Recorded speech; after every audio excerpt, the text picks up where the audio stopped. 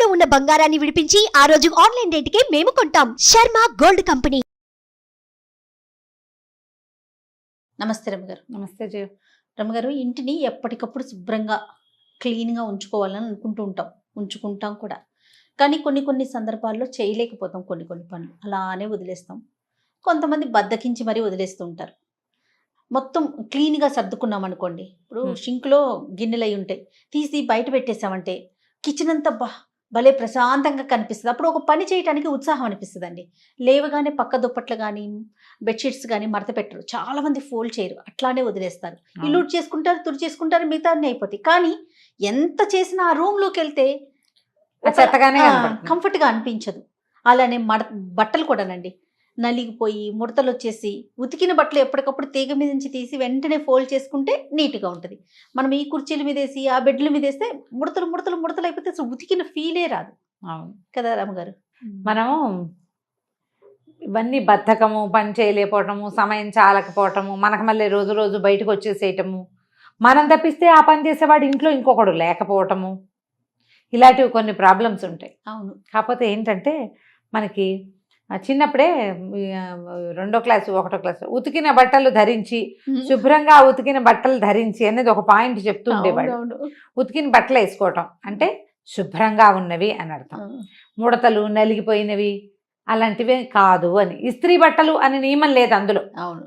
బట్టలు ఉతికితే బాగా ఉతికాం శుభ్రంగా, దాన్ని గట్టిగా పిండాలి తడంతా పోయేదాకా, దాన్ని బాగా గట్టిగా దులిపి ఆరేయాలి. అప్పుడు ముడతలు అవి ఆ తడితో చక్కగా కిందకు వచ్చేస్తాయి. అసలు బట్టలు దులిపారేయరు చేయ ఇప్పుడు. అవును. ఇందులో నుంచి తీసి ఇలాగే వేసేస్తే మీద పడేయటమే. పడేస్తే అది అట్టముక్కలాగా అవుతుంది, శుభ్రంగా ఉండదు. దాని మీద ఉన్న ముడత గీత పోవు. మీరు పిండి బాగా దులిపి ఆరేసి చూడండి, కరకరలాడుతూ ఎంత బాగుంటాయో అవి. లేకపోతే చకముక్కల్లాగా ఉంటాయి. చీరలు కూడా అంతే, ఏం బాగుండవు. నిలువు మడతలు పెడతారు, అడ్డమడత ఇలా కుర్చీ పెట్టకుండా ఇట్లా పొడుగ్గా తీస్తారు. ఆ పొడుగ్గా తీసిన చీర అస్సలు బాగోదు.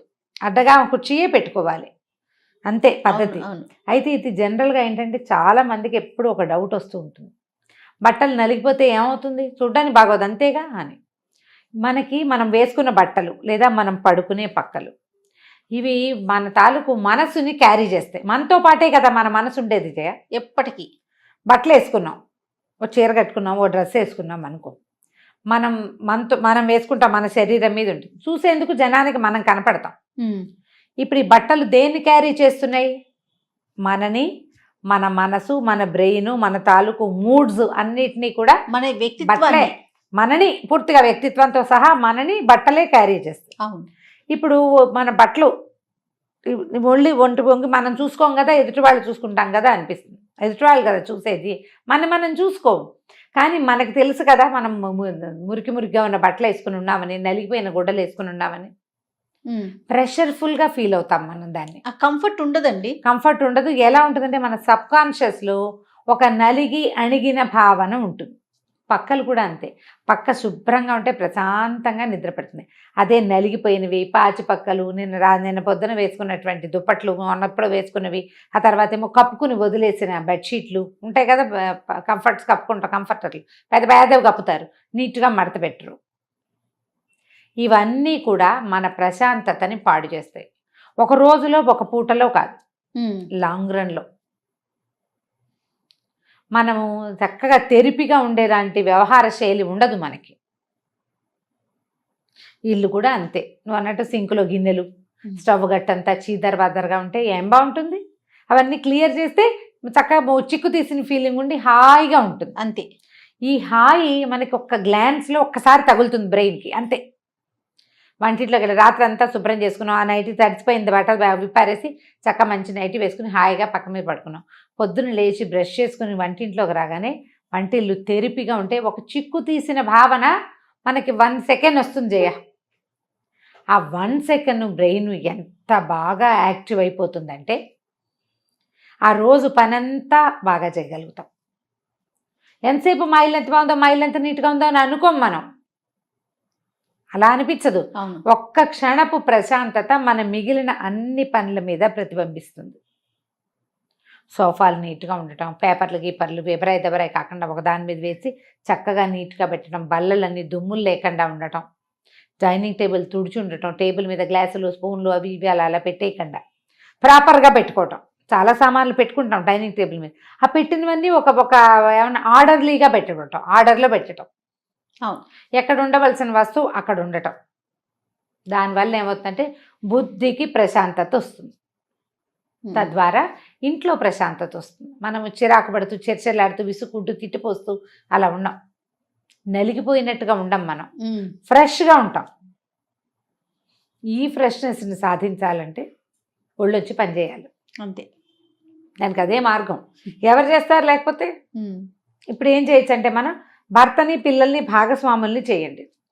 ఎవరి బట్టలు వాళ్ళకి మడత పెట్టి మీ బట్టలు మీరు సర్దుకోవటం అలవాటు చేయండి. మా ఫ్రెండ్స్ ఒకరు ఉండేవారు, ఆయన బట్టలు ఆయనే సర్దుకుంటారట, వాళ్ళ అబ్బాయి బట్టలు కూడా ఆయనే సర్దుతారు, టవల్స్ అన్ని మడత పెట్టి ఆయనే పెట్టుకుంటారట. నువ్వు బాగా సర్దవు, నా ర్యాక్ నేనే సర్దుకుంటానంటారట. ఆయన ఎంత బంగారు కొండో అనుకుంటా గుర్తొచ్చినప్పుడల్లా నేను.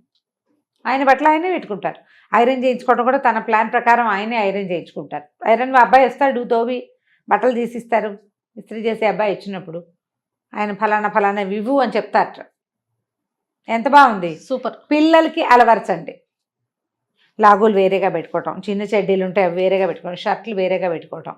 ఆడపిల్లలకైతే గౌన్లు వేరు, ఫ్రాకులు వేరు. ఈ పెద్ద ఫ్రాకులు ఇప్పుడు ఇంత వేసుకుంటున్నారు కదా, పెద్దవి, వాటిని మడత పెట్టి వాటి బ్యాగుల్లో పెట్టి చక్కగా బ్యాగ్స్తో పాటు పెట్టుకోవటం. అది కూడా నేను ఒకళ్ళ ఇంట్లో చూశాను. ఈ కొనుక్కొచ్చినప్పుడు ఒక బ్యాగ్లో వాళ్ళు పెట్టిస్తారు కదా షాప్ వాళ్ళు, ఆ బ్యాగ్స్ పడేసుకోలేదు వాళ్ళు. ఈ ప్లాన్ బాగుంది చూడండి.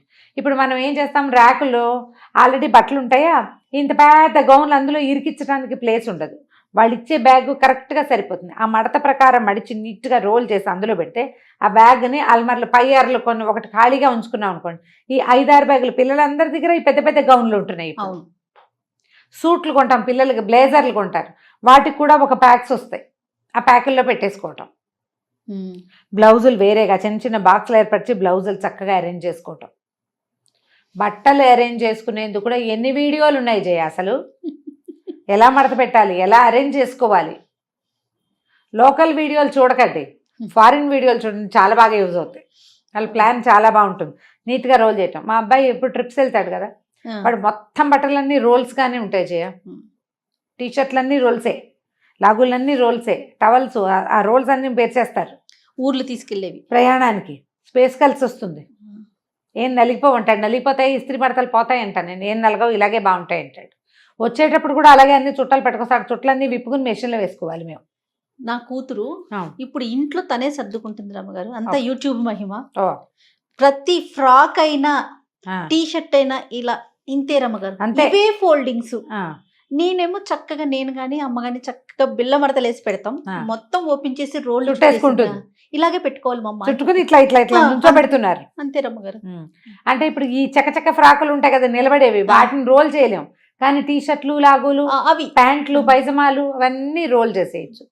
ప్రాక్టీస్ మార్చండి. మీకు ఏంటంటే ఒక ఇన్నోవేటివ్ ఐడియాస్ వస్తాయి, కొత్త ఐడియాలు ఉంటాయి. బయట చూస్తూ ఉండండి, ఇలా చూస్తున్నా కదా, నన్ను చూస్తున్నప్పుడు అన్నీ చూడొచ్చు మీరేం చక్క.